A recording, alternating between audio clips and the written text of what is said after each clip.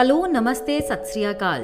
मैं हूं Neha Tomar and you are listening to Shakti stories, real life experiences of army wives. कुछ ऐसे किस्से कहानियां जो आपको बताएंगे कैसी होती है आर्मी ऑफिसर के परिवारों की जिंदगियां। ले के एक्सपीरियंसेस की सीरीज में आज एक और एपिसोड है। By the way, I hope आपने पिछले 2 एपिसोड सुन लिए हैं। नहीं सुने हैं तो आज ही जाके जरूर सुने। एक और एपिसोड, क्योंकि मैंने आपको ये तो सब बताया है कि ले की लाइफ कितने तरह के डिफिकल्टीज से भरी है हर कदम पर, चाहे वो ऑफिसर्स हों या लेडीज। लेकिन मैं आपके साथ ये भी शेयर करना चाहती हूँ कि सब के बावजूद ले फिर भी घर जैसा क्यों लगता है।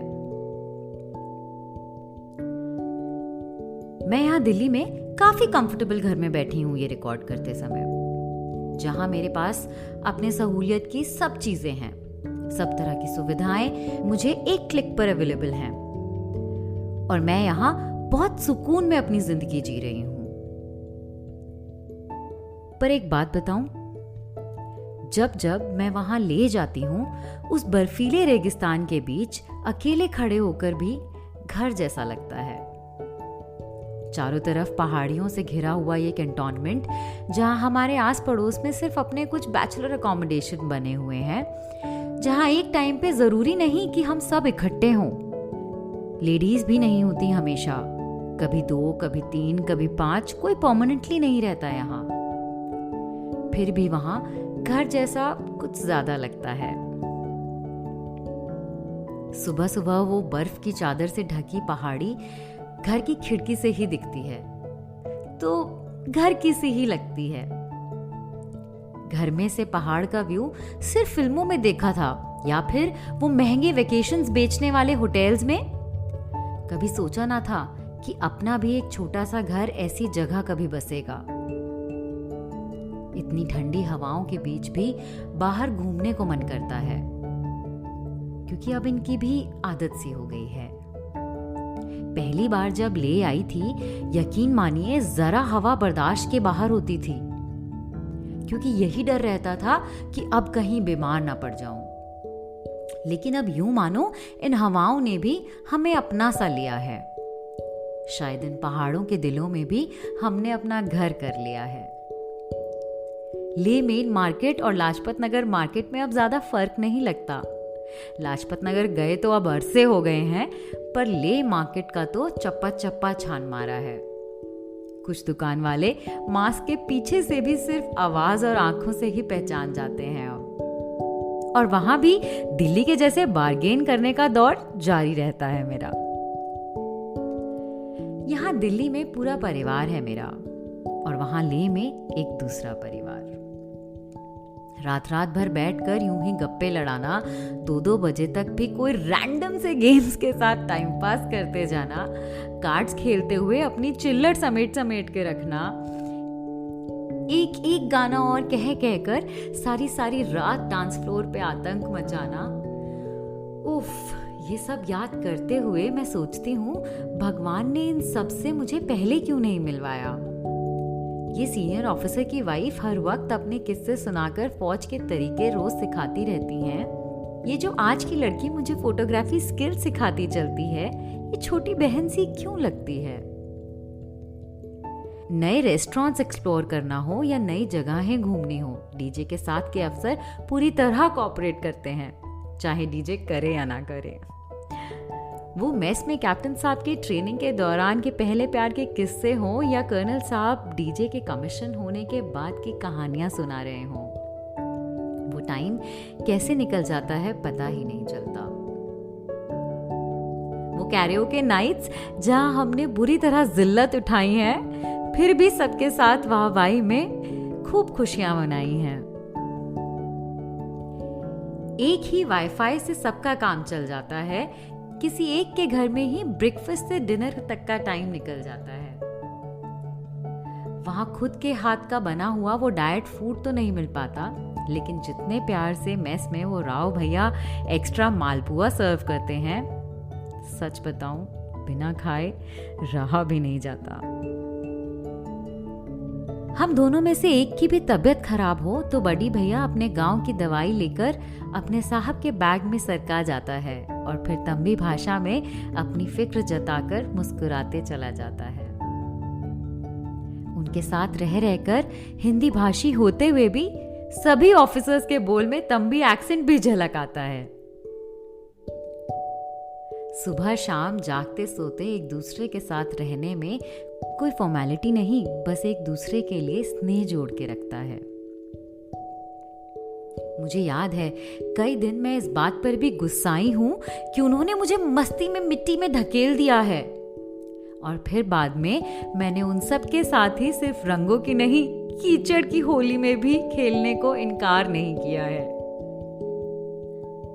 जी, हम लड़ते हैं, झगड़ते हैं, लेकिन एक दूसरे के लिए तैयार भी हम एक आह में खड़े रहते हैं। जस्ट बिकॉज सबको सबका साथ थोड़ा घर जैसा एहसास दे जाता है। अपने घर से दूर तो सभी हैं वहां, लेकिन साथ में रहकर घर थोड़ा कम सताता है। बिना कहे, बिना कोई वादा किए हम सब परिवार कैसे हो जाते हैं। फिर चाहे कहीं भी चले जाएं, हम एक ही कहलाते हैं। फौज की फिर भी कुछ बातें हैं जो पसंद नहीं मुझे, और उनमें से एक है ये एमएस की भेजी हुई रैंडम पोस्टिंग्स। क्या ऐसा नहीं हो सकता कि आपके आज के पड़ोसी जिंदगी भर आपके साथ ही रह जाएं? अच्छा चलो 5 साल। अब ये क्या बात हुई कि एक चला जाए मैसामारी असम और दूसरे को पटक दिया जाए बाड़मेर के रेगिस्तान। जब तक आप लोगों के करीब आते हैं, रिश्ते बना पाते हैं, इतने में उन्हें छोड़ के जाने का समय भी करीब आ जाता है। पड़ोसियों का 1 साल का बेटा पूरे ब्लॉक के लिए एंटरटेनमेंट पैकेज होता था। कितनी बार डीजे अपनी पढ़ाई का ब्रेक लेके सीधे दौड़ते थे अपने उस नन्हे दोस्त के पास। पहली बार बहुत बुरा लगा था मुझे पुणे में, जब मैंने अपने पड़ोसी मेजर साहब और मैडम को जाते हुए देखा। वो रोज पैकिंग कर रहे होते थे और मैं सोचती थी कैसा होगा यहाँ पे रहना इनके बिना। पर डीजे ठीक थे, शायद वो आदी हो चुके थे ऐसे लाइफ के, पर मुझे नहीं थी आदत। एक ही शहर, उन्हीं दोस्तों के साथ जो बिता दिया था मैंने। लाइफ में एक ही घर, एक ही पड़ोसियों की आदत थी सालों साल से। कितना भी क्रिप मारते थे पड़ोसी आंटी के लिए, फिर भी वो ही थी जिनको हर सुख दुख में शामिल करते थे। और अब यहाँ फौज में लोगों से मन भरा नहीं, पर फिर भी मन भारी करके छोड़ कर जाना पड़े। उनके खाली घर से भी ये आस रहती थी कि बाहर जाऊं और देखूं शायद अभी भी अपनी बालकनी में कोई किताब पढ़ते हुए चाय की चुस्कियां ले रही होंगी शायद। कई बार यूं ही बाहर भी निकली झांकने को, फिर एहसास हुआ कि अरे अब तो वो यहाँ नहीं रहते। पुणे छोड़ते समय भी ऐसी ही फीलिंग थी। ऐसे बहुत लोग जो मेरे करीबी थे वहाँ, मैंने पूरी कोशिश की उनके साथ टच में रहने की। पता नहीं कि कभी साथ रहने को दोबारा मिलेगा भी या नहीं, पता नहीं कभी टकराएंगे भी या नहीं, पर फिर भी रिश्ते बरकरार रखे हैं कि कहीं कल को मुझको कोई ये ना कह सके तुमने शहर क्या छोड़ा, हमें भूल गई। क्योंकि मैं नहीं उनमें से जो भूल जाऊं किसी को। हार्डली ही ऐसे कोई लोग होंगे जिनको मैं मिली हूं लाइफ में कभी और मैं भूल जाऊं, चाहे वो प्रोफेशनल हो या पर्सनल, चाहे वो देश में हो या विदेश में। हाँ, ये जरूर हो सकता है कि मैंने कुछ एफर्ट्स लिए हैं और दूसरे ने नहीं, तो शायद मैं छोड़ दूं मेहनत करना। पर अपने हर रिश्ते पर काफी मेहनत की है मैंने आज तक। पुणे में मैं थी वो न्यूली मैरिड फेज में। पहला घर, पहले सीईओ, पहला स्टेशन, पहले पड़ोसी और कई पहली यादें।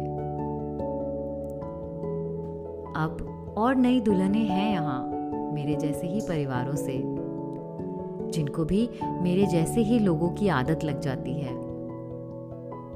पर अब फिर वो वक्त आएगा जब यहाँ लेह की बसी बसाई दुनिया भी छोड़नी होगी हमें। यहाँ के लोग भी आगे बढ़ जाएंगे अपनी अपनी जिंदगियों में, पर फिर भी मैं कोशिश करूंगी। आई होप वो भी करें। तो क्या पता दोबारा कभी ये समय जीने का मौका फिर मिल जाए। तब तक इस बर्फीले रेगिस्तान में वो चिलचिलाता सूरज ही है उम्मीद की किरण, जो ये होप दे सकता है कि अगले लोग भी इतने ही खूबसूरत, इतने ही दिलखुश मिल जाएं जैसे कि यहाँ थे। फौजी लोग शायद मेरे इस इमोशनल आउटबर्स्ट को समझ पाए, क्योंकि सिविल लाइफ में हमको आदत होती है लोगों को उनके हिस्से की अहमियत ना देना। वो कहते हैं ना, हम अक्सर लोगों को अनजाने में ही टेकन फॉर ग्रांटेड के टैग्स दे ही देते हैं। पर फौजी लोग समझते हैं हर एक इंसान की कीमत, हर उस पल की कीमत जो एक दूसरे के साथ बिताया है। मुझे याद है शादी से पहले डीजे ने शहीद लेफ्टिनेंट कर्नल निरंजन के बारे में बात करते हुए बताया था कि उन्होंने लीव पर जाते हुए उनसे बात की थी कि वो दिल्ली मिलकर जाएंगे उनसे, और डीजे जल्दबाजी में रह गए ये सोचकर कि वापस आकर ज्यादा टाइम बिताऊंगा अपने सर के साथ। और ये वही लीव थी जिस पर कर्नल निरंजन की पठानकोट अटैक्स में शहादत की खबर आ गई।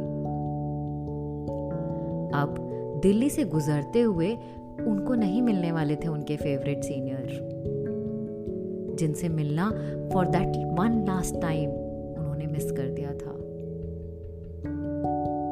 उनसे कभी मुलाकात अब नहीं होने वाली थी।